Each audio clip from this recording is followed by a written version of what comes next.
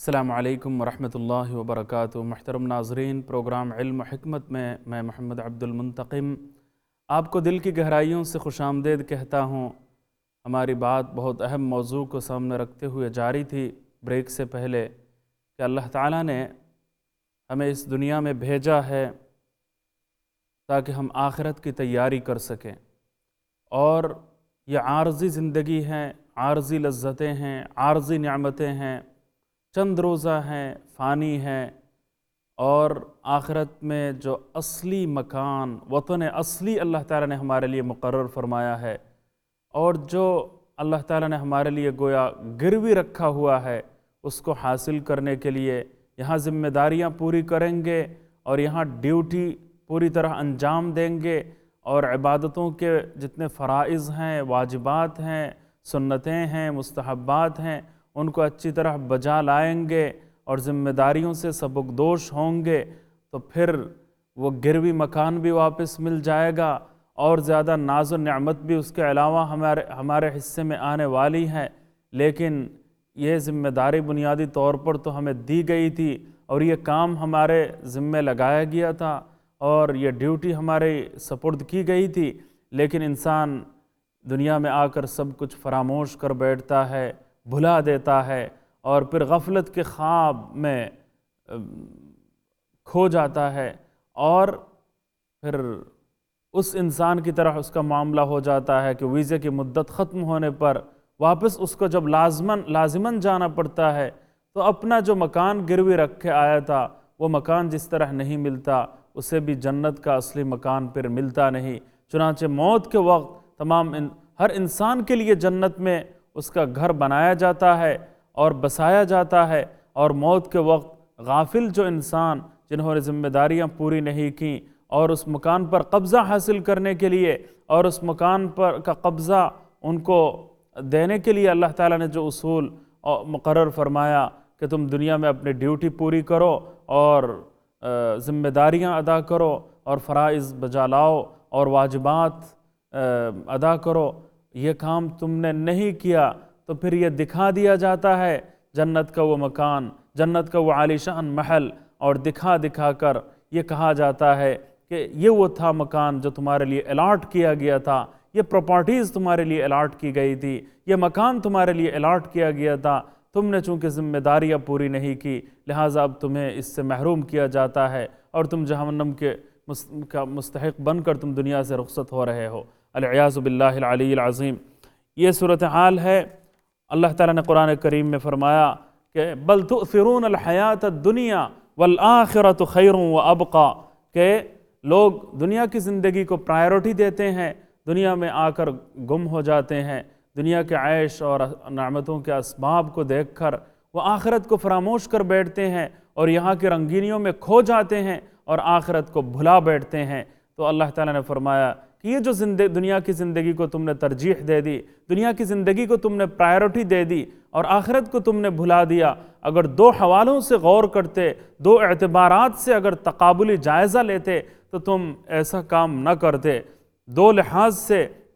دو اعتبارات سے دنیا اور آخرت کے درمیان موازنہ تمہیں کرنا چاہیے، اور وہ موازنہ ایسا ہے کہ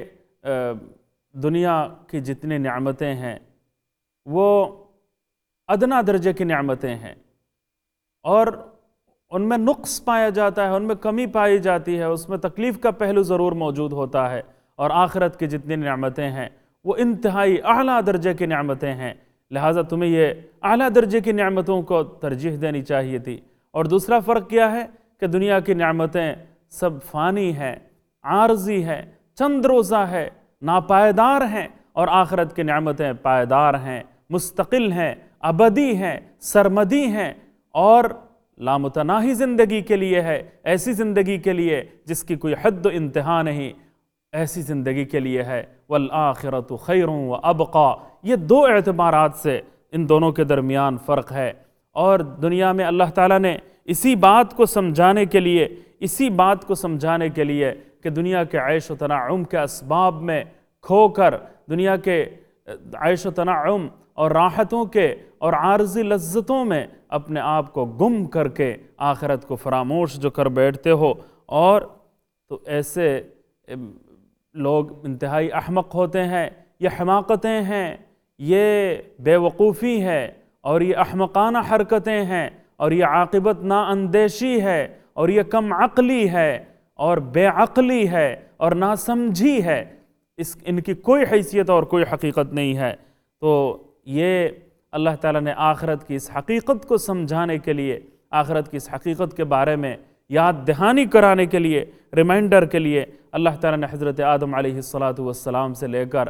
نبی آخر الزمان حضرت محمد مصطفیٰ صلی اللہ علیہ وسلم تک بے شمار انبیاء کرام، 1,24,000 یا 2,24,000 انبیاء کرام، بلکہ بے شمار انبیاء کرام کو اللہ تعالیٰ نے اس دنیا میں بھیجا،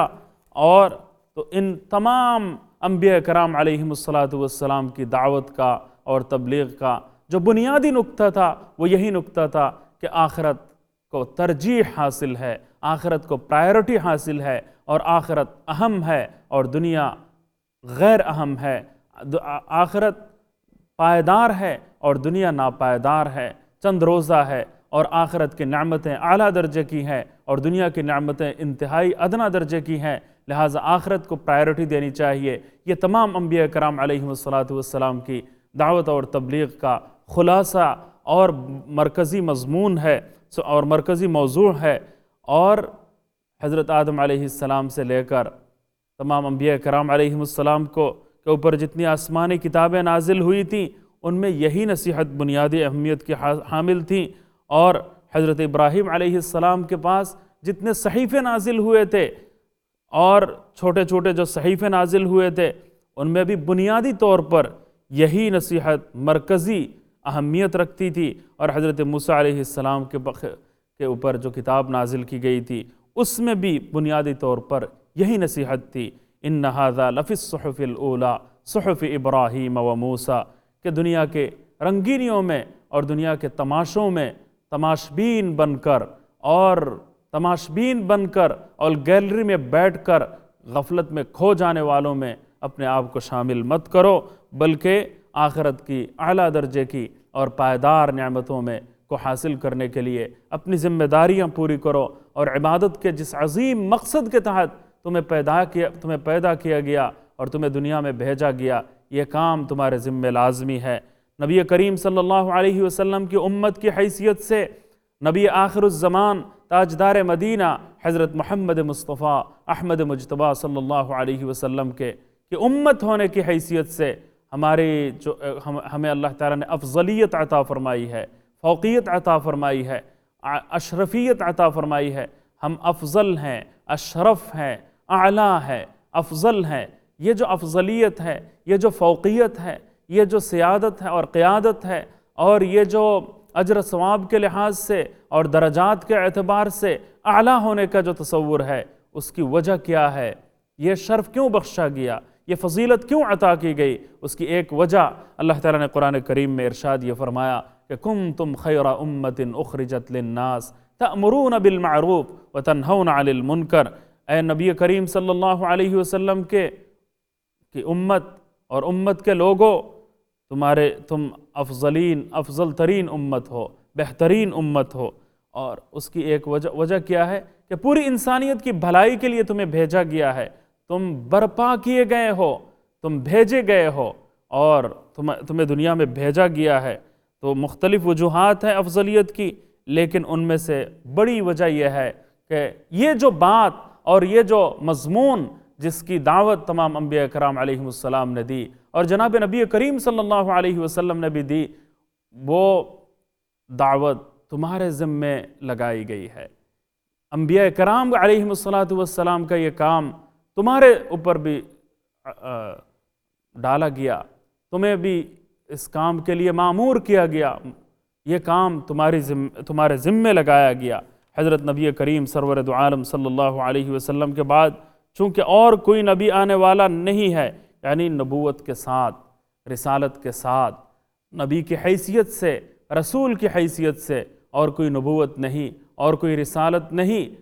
لہٰذا پوری دنیا کو دین کی تبلیغ اور دعوت کا کام پوری امت کو پہنچانا اور دین کی دعوت ہر ایک کو دینا، یہ اس امت کا فرض ہے، اس امت کا فرض ہے، حضرت نبی کریم صلی اللہ علیہ وسلم کی یہ امت کا فرض ہے، یہ ہماری افضلیت کی سب سے بڑی وجہ ہے۔ اور عجیب بات یہ ہے کہ نہ صرف یہ کہ خود آخرت کو یاد رکھیں گے، یہ امت آخرت کو یاد رکھے گی، دنیا کو نہ صرف یہ کہ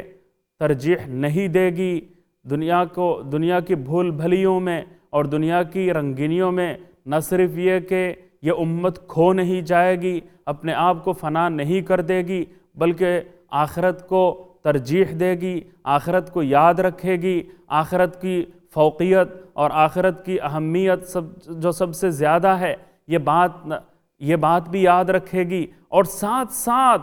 دنیا کو اس بات کی طرف بلانے اور دنیا کو اس دعوت سے آشنا کرنے اور اس پیغام سے آشنا کرنے کا فریضہ بھی یہ امت انجام دے گی۔ سبحان اللہ۔ لیکن یہ خود بھی اگر آخرت کو بھول جائے، خود آخرت کو فراموش کر بیٹھے، تو کیا دعوت کا کام انجام دے گی؟ کیا دوسروں کو ریمائنڈر دینے کا فریضہ کیسے بجا لائے گی؟ اگر یہ خود بھول جائے اور خود یہ اگر فراموش کر بیٹھے تو پھر کیا؟ اس کی تو ذمہ داری یہ تھی کہ یہ جو پیغام جس کا ذکر ابھی ہم نے کیا ہے اور تمام انبیاء کرام علیہم السلام کا مشترکہ پیغام تھا، بنیادی پیغام تھا، یہ پیغام یہ امت یاد رکھتی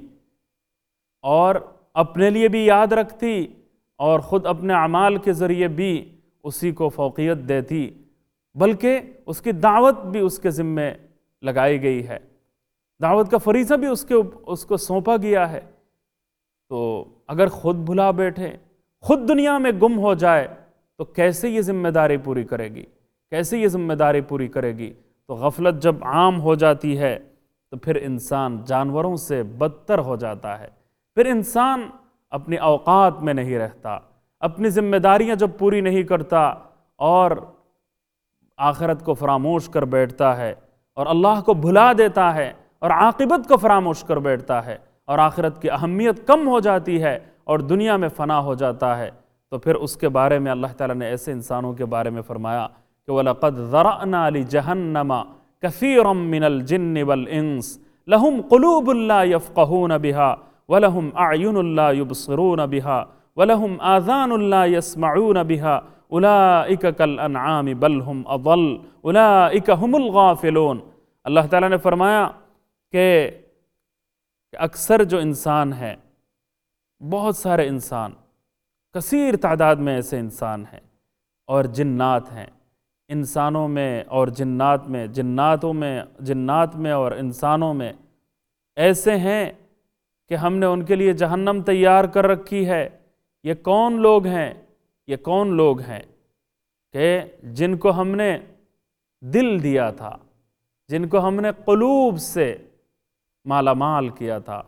تاکہ وہ اپنی افضلیت کو سمجھیں، اپنی ذمہ داری کا احساس دل میں پیدا کریں، اپنی ذمہ داری سمجھیں، اپنے افضل ہونے اور بہتر ہونے کا راز وہ سمجھیں، لیکن سمجھنے کے قابل اپنی افضلیت اور اپنی بہترین امت ہونے کا راز سمجھنے کی صلاحیت تو موجود تھی ان کے دلوں میں، لیکن انہوں نے اس افضلیت کو سمجھنے کے کام میں اپنے دل کو استعمال نہیں کیا۔ ان کے لیے جہنم مقرر ہے، ان کو ہم نے کان دیے، ان کو ہم نے تاکہ وہ سن سکیں اور اس کان کو اپنی افضلیت اور اپنی ذمہ داری کو سمجھنے کے لیے اپنے کان کا بھی استعمال کریں، لیکن انہوں نے اس کا استعمال کان کا نہیں کیا۔ یعنی سننے کی جو قوت سماعت انسان میں ہے، قوت سماعت کے ذریعے بہت ساری چیزیں انسان سنتا ہے، پڑھتا ہے تو سنتا ہے، وعظ بھی سنتا ہے، تقریر بھی سنتا ہے، باتیں بھی سنتا ہے اور دنیا کی فنائیت کی باتیں بھی سنتا ہے اور آخرت کی بقا کی باتیں بھی سنتا ہے، اور سننے کے ذریعے اس کو علم حاصل ہوتا ہے، اور قوت سماعت کی جو طاقت ہے اس کے ذریعے وہ کسی نتیجے تک پہنچنے میں اس کو بڑی مدد ملتی ہے۔ تو قوت سماعت بڑی کارآمد چیز ہے، اس کا استعمال اپنی افضلیت کو سمجھنے، اپنی ذمہ داریوں کو بھانپنے اور ذمہ داریوں کا احساس اپنے دلوں میں پیدا کرنے کے لیے قوت سماعت کا استعمال اس کو کرنا چاہیے تھا، لیکن انہوں نے ایسا نہیں کیا۔ اور آنکھیں اللہ تعالیٰ نے دی تاکہ دیکھ کر وہ اس کا صحیح استعمال کریں اور اپنے افضلیت کو سمجھیں اور اپنی ذمہ داریوں سے سبکدوش ہونے کا احساس اپنے دل میں پیدا کریں۔ یہ کچھ نہیں کیا، ان کو کان دیے، آنکھیں دی، دل دیا، لیکن ان کا صحیح استعمال کرتے ہوئے وہ اپنی افضلیت کی حقیقت وہ پا نہیں سکے اور غفلت کے عالم میں پھر بھی وقت گزارا اور جہنم اپنے لیے تیار کر لی۔ تو اللہ تعالیٰ نے فرمایا کہ اولئک کالانعام، ایسے لوگ چوپایوں کی طرح ہے۔ جو جانور ہوتے ہیں، 4 پاؤں والے جانور چوپائے ہوتے ہیں، تو وہ چوپایوں کی طرح ہیں۔ یعنی چوپائے جو ہوتے ہیں، جانور جو ہوتے ہیں، 4 پاؤں والے جانور ہوتے ہیں،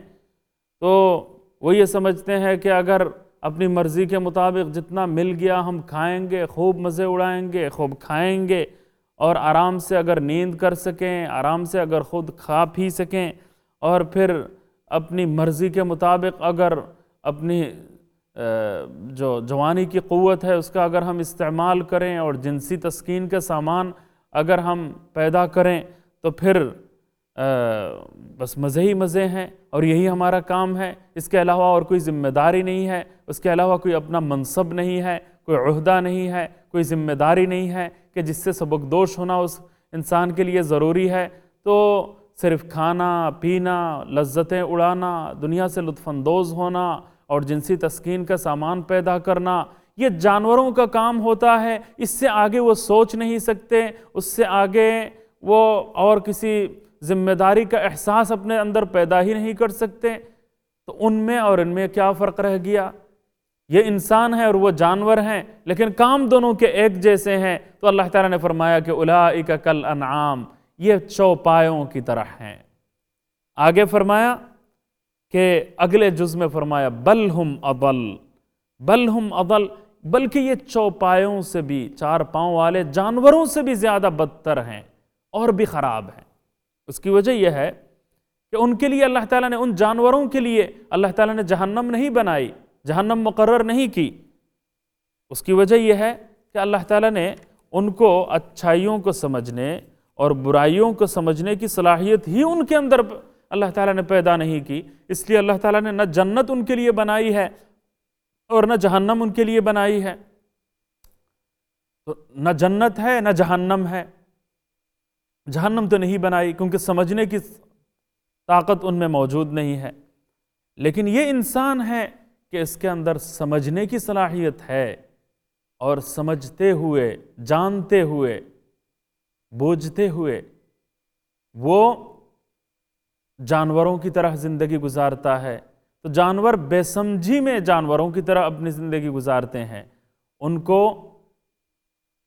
عبادتوں کا انجام بھی معلوم نہیں، نہ سمجھ میں آتا ہے، اور نہ گناہوں کی سزا، نہ گناہوں کی لذت سے بھی وہ آشنا نہیں۔ لذت تو ہے معلوم لیکن سزا سے واقف نہیں۔ گناہوں کا مزہ تو ان کو بھی آتا ہے، غیروں کی فصل اگر کھا لیں تو مزہ تو آتا ہوگا ان کو بھی، لیکن مزے سے تو واقف ہیں، گناہوں سے، گناہوں کے مزے سے، لیکن سزا سے واقف نہیں۔ سزا کی سوچ نہیں رکھتے، احساس نہیں رکھتے، سمجھ نہیں رکھتے۔ اور یہ انسان ہے کہ سزا کے بارے میں بھی اس کو واقفیت ہے اور علم ہے اور سمجھ بوجھ ہے، لیکن اس کے باوجود وہ جانوروں کی طرح زندگی گزارتا ہے اور پابندی قبول کرنے کے لیے آمادہ نہیں، تیار نہیں، اور ظلم ڈھاتا ہے اور دوسروں کا حق مارتا ہے، حقوق العباد اور حقوق اللہ اور مخلوقات کے حقوق پر ڈاکہ ڈالتے ہوئے اور غفلت کے عالم میں زندگی گزارتا ہے۔ تو پھر ان کے زندگی گزارنے اور جانوروں کے گزارنے میں بظاہر کوئی فرق نہیں ہے۔ تو دیکھنے میں وہ جانوروں کی طرح ہیں، لیکن اگر نظر غائر سے کام لیا جائے، گہری نظر سے اگر کام لیا جائے، تو یہ حقیقت سمجھنے میں دیر نہیں لگے گی کہ جانور سمجھے بوجھے بغیر ایسی زندگی گزارتے ہیں اور ایسی حرکتوں کا ارتکاب کرتے ہیں، لہٰذا ان کے لیے جہنم نہیں رکھی گئی، اور یہ چونکہ سمجھتے بوجھتے ہوئے اور عقل رکھنے کے باوجود وہ جانوروں کی طرح کی زندگی گزارتا ہے، لہٰذا حقیقت تو یہ ہے کہ بظاہر دیکھنے میں اگرچہ وہ جانوروں کی طرح ہے، چوپایوں کی طرح ہے، لیکن حقیقت میں وہ جانوروں سے اور بھی بدتر ہے۔ اس لیے پہلے جملے میں اللہ تعالیٰ نے فرمایا اولئک کالانعام، وہ بظاہر دیکھنے میں چوپایوں کی طرح ہے، بل ہم اضل، بلکہ اس سے بھی زیادہ بدتر ہیں حقیقت میں۔ اللہ تعالیٰ اس بات کو سمجھنے کی اچھی طرح ہمیں توفیق عطا فرمائے۔ ہم یہ بات دیکھتے ہیں آئے دن کہ ایک جانور دوسرے کی فصل کھا لیتا ہے، دوسرے کی کسی چیز پر وہ قبضہ جما لیتا ہے، اور اس کو آپ اگر سمجھائیں بھی تو وہ سمجھنے کے لیے تیار نہیں۔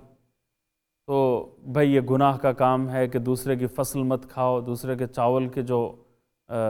چارے ہیں وہ مت کھاؤ، اور دوسروں کی زمین سے تم گھاس مت کھاؤ، اور یہ گناہ کا کام ہے، دوسروں کے حق کو غصب کرنے کے مترادف ہے۔ تو ایسی باتیں نہیں کرنی چاہیے، لیکن جو ہی اس کے سامنے فصل آئے گی تو پھر وہ لذت تو معلوم ہے اور مزے کا اندازہ تو ہے، لیکن سزا کا اندازہ نہیں ہے،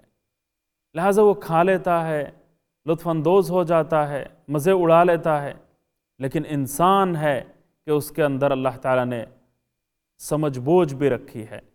دل دیا تھا استعمال کرنے کے لیے، سمجھنے کے کام میں، لیکن سمجھنے کے کام میں اس نے استعمال نہیں کیا۔ آنکھیں دی تھی دیکھ کر اپنے علم میں اضافہ کرتے ہوئے اپنی زندگی کی حقیقت کو سمجھنے کے کام میں، دیکھنے کی طاقت کو تاکہ وہ استعمال کریں، اور سننے کی جو طاقت اور قدرت اللہ تعالیٰ نے دی تھی اس کا صحیح استعمال کرتے ہوئے وہ درست طور پر درست سمت میں اپنی زندگی کو چلانے کا جو صلاحیت ہے اس کے اندر موجود تھی، لیکن صحیح سمت میں تاکہ وہ چل سکے۔ لیکن اس جانور میں اور اس انسان میں یہ بنیادی فرق ہے، یہ نمایاں فرق ہے کہ اس کو گناہوں کی لذت سے تو وہ جانور آشنا ہوتے ہیں، لیکن گناہوں کی سزا سے واقف نہیں، اور یہ انسان ہے کہ اس کو گناہوں کا مزہ بھی پتہ ہے اور سزا بھی پتہ ہے، اور بچ جانے کا نتیجہ بھی اس کو معلوم ہے، دعوت بھی اس کو ملی ہوئی ہے، لہٰذا یہ جانوروں سے بھی بدتر ہو گیا۔ الامان والحفیظ۔ چنانچہ اللہ تعالیٰ نے قرآن کریم میں یہ حضور اکرم نبی کریم صلی اللہ علیہ وسلم نے جو دنیا کے طالب ہوتے ہیں، دنیا کے دل دادہ ہوتے ہیں، دنیا پر فریفتہ ہوتے ہیں، اور دنیا کی وجہ سے آخرت کو بھلانے والے ہوتے ہیں، اور اللہ تعالیٰ کے فرامین اور اللہ تعالیٰ کے احکامات کو پس پشت ڈالتے ہوئے مجرمانہ غفلت کا ارتکاب کرتے ہوئے زندگی گزارنے والے جو لوگ ہوتے ہیں، ان کے بارے میں ایسے دنیا کے جو دل دادہ ہوتے ہیں، ایسے دنیا کی محبت میں جو گرفتار ہوتے ہیں، ایسے لوگوں کے بارے میں حضرت صلی اللہ علیہ وسلم نے فرمایا کہ یہ کتوں کی طرح ہیں، کلاب ہے، کلاب الدنیا، یہ دنیا کے کتوں کی طرح ہے، ان کی مثال کتوں جیسی ہے، اس کی مثال کتوں جیسی ہے۔ اب اندازہ لگائیے کتوں کے ساتھ کیوں آپ صلی اللہ علیہ وسلم نے مثال دی۔ دیکھیے ایک مردار جانور ہوتا ہے، جیسا کہ گائے اللہ نہ کرے مر جائے، تو مردار گائے اگر ہو تو اس کو لوگ پھینک دیتے ہیں کسی جگہ پر، کسی صحرا میں لے جا کر یا کسی دور افتادہ کسی جگہ پر لے جا کے بھیج دیتے ہیں، تو اس کو یہ جو لومڑیاں بھی آ جاتے ہیں، لومڑیاں بھی آ جاتی ہیں کھانے کے لیے، اور کتے بھی آ جاتے ہیں کھانے کے لیے، اور گدھیں بھی گوشت نوچتی ہوئی نظر آتی ہیں، اور گدھیں بھی اس مردار جانور یعنی جیسا کہ مثال کے طور پر مردار گائے ہے تو اس کو پھینک دینے کے بعد یہ گدھیں بھی گوشت اس کا نوچتی ہیں اور کھاتی ہیں، اور جناب کتے بھی کھاتے ہیں اور لومڑیاں بھی کھاتی ہیں۔ لیکن آپ ذرا غور سے اگر کام لیں گے تو آپ دیکھیں گے کہ یہ جو گدھیں ہیں وہ 24 گھنٹے اس مردار جانور کا گوشت کھانے کے لیے نہیں نظر آتے، گدھیں نظر نہیں آتی 24 گھنٹے، بلکہ یہ گدھیں صرف دن کے وقت میں یہ گوشت کھایا کرتی ہیں، گوشت نوچتی ہیں اور گوشت کھاتی ہیں، اور رات کے وقت میں یہ گدھیں گائے کا گوشت نہیں نوچتی، کیونکہ یہ گدھیں دن کو تو گوشت نوچتی ہیں لیکن رات کو درختوں کی شاخوں میں اپنی اصل جگہ پر اور اپنے ٹھکانوں میں چلی جاتی ہیں۔ اور یہ جو لومڑیاں ہیں، لومڑیاں گائے کا گوشت کھاتی ہیں، لیکن وہ بھی 24 گھنٹے نہیں، ہر وقت نہیں، بلکہ یہ رات کے وقت صرف لومڑیاں کھاتی ہیں، اور دن کے وقت جو ہے اپنا جو اصل ٹھکانہ ہے جنگل کی طرف یہ لومڑیاں چلی جاتی ہیں۔ لیکن یہ جو کتے ہوتے ہیں ان کا حال ذرا عجیب و غریب ہے کہ وہ مردار گائے وغیرہ کھاتے ہیں یہ کتے، اور دن کے وقت بھی کھاتے ہیں، اس کو لے کر لڑتے ہیں، جھگڑتے ہیں، اور رات کے وقت بھی یہی کام کرتے ہیں۔ اور اس کے علاوہ یہ گائے اگر مل جائے تو پھر اسی کی طرف آ کر اسی کا گوشت لے کر جھگڑنا، لڑنا، اور آوازیں بلند کرنا اور ناشائستہ حرکتیں کرتے رہنا، اور جناب ایک جھگڑے کی کیفیت سے پورے ماحول کو انتہائی پرشور اور آواز سے پر آواز رکھنا، یہ ان کا کام ہوتا ہے۔ اور دن کے وقت بھی یہی کام یہ کتے کرتے رہتے ہیں، اور یہ بھلا دیتے ہیں کہ کس مالک کے ہاں پہلے ہم رہے، کس کا کھانا ہم کھائے، اور کس کی ذمہ داریاں ہم نے پوری کرنی ہے، یہ سب کچھ بھلا دیتے ہیں۔ اور یہ مردار گائے کا گوشت جب ان کے سامنے آ جاتا ہے تو پھر دن کے وقت بھی اسی کے پیچھے لگے ہوئے اور رات کے وقت بھی اسی کے پیچھے لگے ہوئے، اور اس کی وجہ سے جناب لڑائیاں ہو رہی ہیں اور جھگڑے ہو رہے ہیں اور شور شرابہ ہو رہا ہے اور پریشانیاں ہو رہی ہیں، اور جناب ایک کوہرام مچا ہوا ہوتا ہے۔ تو ایسا معلوم ہوتا ہے کہ یہ گدھیں بھی گائے کا گوشت، یہ مردار جانور کا گوشت کھاتی ہیں، لیکن اپنا اصل ٹھکانہ نہیں بھلا دیتی، فراموش نہیں کر بیٹھتی۔ اور لومڑیاں بھی یہ گوشت کھاتی ہیں، لیکن اپنا اصل ٹھکانہ جو جنگل میں رہنا ہوتا ہے انہوں نے، وہ ٹھکانہ نہیں بھلا دیتے،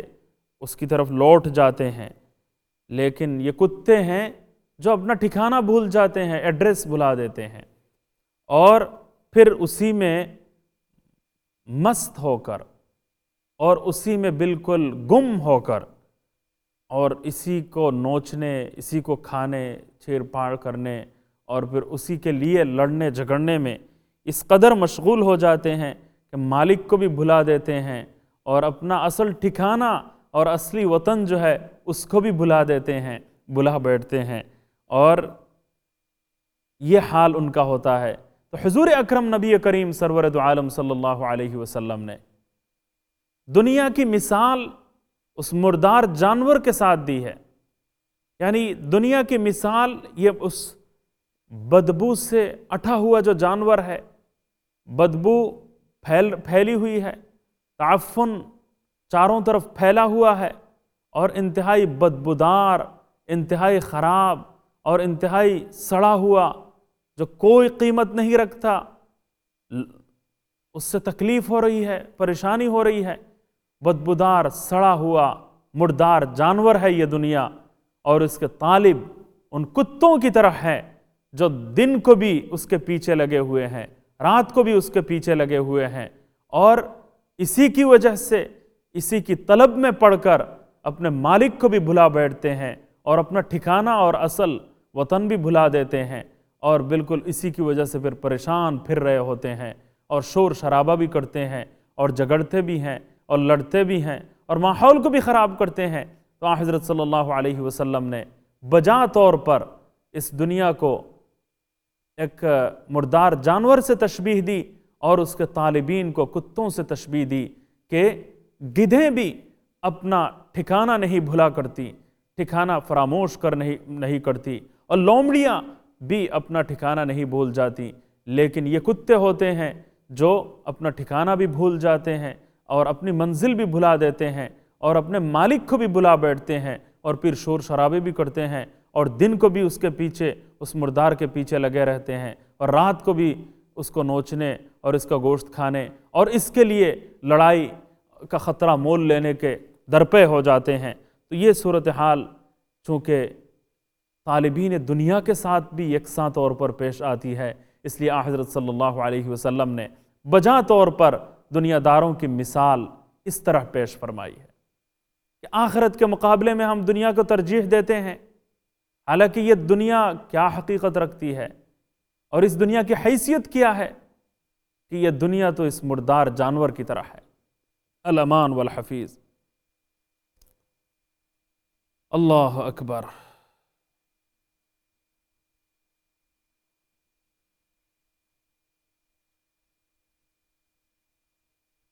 سبحان اللہ العظیم۔ آخرت کی جو کیفیت ہے یہ ہمارے سامنے پوری طرح واضح نہیں ہے، اس وجہ سے ہم دنیا کو بھلا بیٹھتے ہیں، ہم آخرت کو بھلا بیٹھتے ہیں، فراموش کر دیتے ہیں،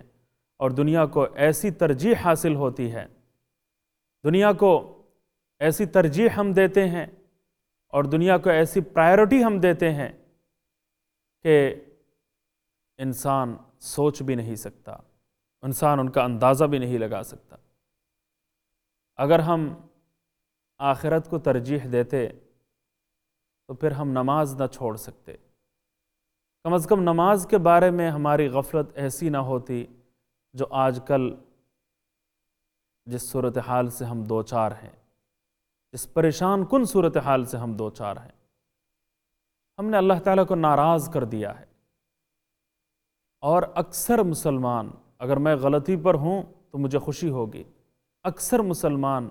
صحیح طریقے سے بر وقت نماز نہیں پڑھتے۔ اس کی کیا وجہ ہے؟ کہ دنیا کا نقد فائدہ ان کو زیادہ عزیز معلوم ہوتا ہے، دنیا کا نقد فائدہ ان کو عزیز معلوم ہوتا ہے، اور آخرت کا جو انجام ہے،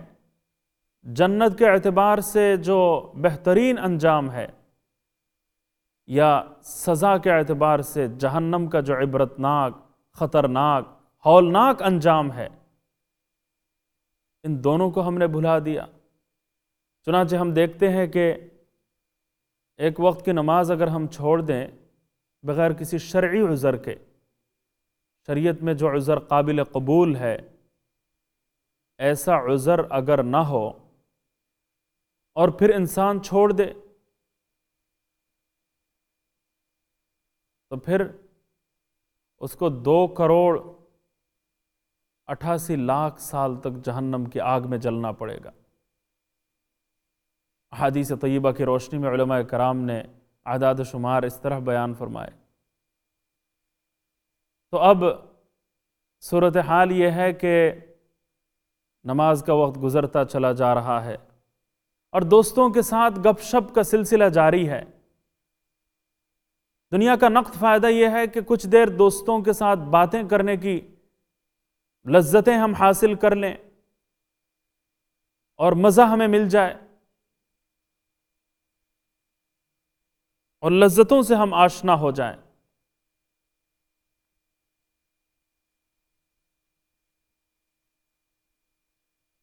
تھوڑی دیر کی لذت ہمیں حاصل ہو جائے، تھوڑی دیر کی لذت ہمیں مل جائے۔ دنیا کی زندگی میں یہ صورتحال ہمیں درپیش ہوتی ہے، لیکن اللہ اکبر، دنیا کی زندگی میں 10 منٹ کی لذتیں ہوتی ہیں۔ کچھ دیر سردیوں کے زمانے میں لحاف کے نیچے رہنے کا مزہ انسان حاصل کرتا ہے، تھوڑی دیر لحاف کے نیچے وقت گزارنے کی جو لذت ہے اس سے وہ آشنا ہوتا ہے۔ لیکن افسوس کی بات یہ ہے کہ اس تھوڑی دیر کی معمولی لذت کی وجہ سے، تھوڑی دیر کی معمولی لذت سے اپنے آپ کو آشنا کرنے کے لیے آخرت کی تباہی اور ہولناک عذاب کو وہ کا خیر مقدم کرنے لگ جاتا ہے۔ کتنی افسوس کی بات ہے۔ غیبت کا گناہ ایک جھوٹی لذت، اپنے آپ کو دھوکہ دینے والی لذت، یعنی ایسی لذت کہ انسان اس لذت کا نام لے کر اپنے آپ کو دھوکہ دیتا ہے۔ حقیقت یہ ہے کہ کوئی لذت ملتی نہیں ہے، لیکن یہ کھجلی کی جو لذت ہوتی ہے، صحت کی نعمت کے آگے وہ بالکل ہیچ ہے، اس کی کوئی حیثیت نہیں، بلکہ آگے جا کر اس کھجلی کا انجام انتہائی برا ہوتا ہے۔ تو گناہوں کی لذت کی مثال ایسی ہی ہے۔ تو اس کی وجہ سے زنا سے زیادہ بدتر گناہ کا عذاب وہ اپنے نام الاٹ کر لیتا ہے اور جہنم کی طرف اپنے آپ کو دھکیل دیتا ہے۔ تو اس طرح ہم قدم قدم پر گناہ کرتے ہیں، قدم قدم پر اللہ کی نافرمانی کرتے ہیں، قدم قدم پر ہم دنیا کی عارضی اور چند روزہ اور تھوڑی دیر کی لذتوں کو ہم پرائیورٹی دیتے ہیں، اور آخرت کی عظیم نعمتوں اور وہاں کے عبرتناک انجام کو ہم فراموش کر بیٹھتے ہیں، العیاذ باللہ العلی العظیم۔ تو اس کی وجہ یہ ہے کہ دنیا کی مثال پوری طرح ہماری سمجھ میں نہیں آئی، اور آخرت کی نعمتیں ہماری سمجھ میں نہیں آئی، اور دنیا اور آخرت کا صحیح اور درست تقابل ہم نے نہیں کیا، دونوں کے درمیان صحیح موازنہ ہم نہیں کر پائے، اور حقیقی اور اصلی وطن کی طرف جانے کے سلسلے میں ہمارا شعور ایسا نہیں ہے جیسا ہونا چاہیے۔ اللہ تعالیٰ ان باتوں کو، ان حقیقتوں کو اچھی طرح سمجھنے کی توفیق عطا فرمائیں۔ پروگرام کا وقت اختتام کو پہنچ گیا، اجازت چاہتا ہوں، دعاؤں کی درخواست ہے۔ السلام علیکم ورحمۃ اللہ وبرکاتہ۔